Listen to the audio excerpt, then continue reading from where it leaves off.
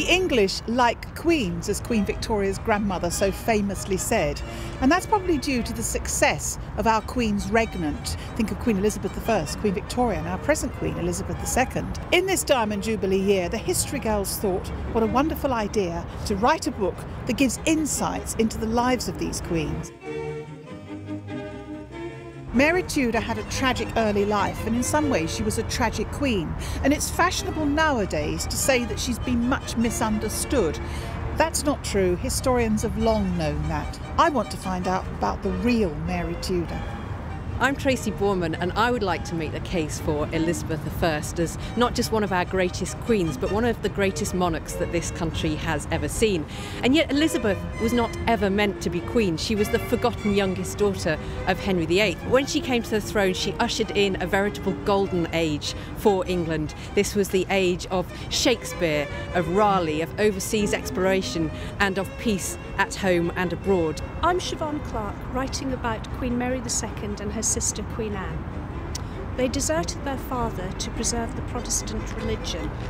Although badly educated and at times underestimating their own ability, they both proved to be extremely successful and popular monarchs.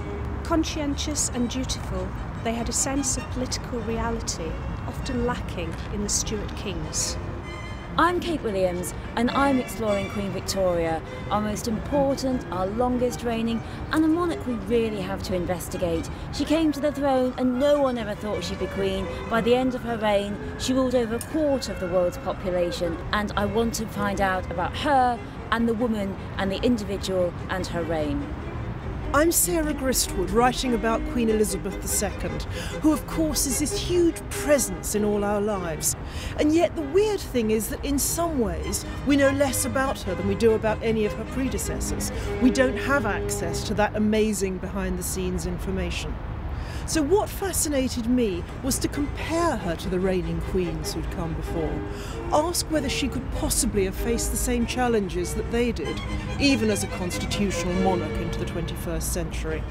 And the answers, I felt, cast an unexpected and revealing, and in many ways very flattering, light on our present queen. So there we have it, 6 queens, 6 informed and fascinating insights. You can hear the History Girls discussing this book and the queens on Woman's Hour late in May, and please join us for our launch event at the Tower of London at a date to be announced. This Jubilee celebration is being funded by Unbound.co.uk. If you want to receive a copy of this book and other books that you would like to read, please go to the Unbound website, where you can become a patron of Unbound and subscribe to get these books into print.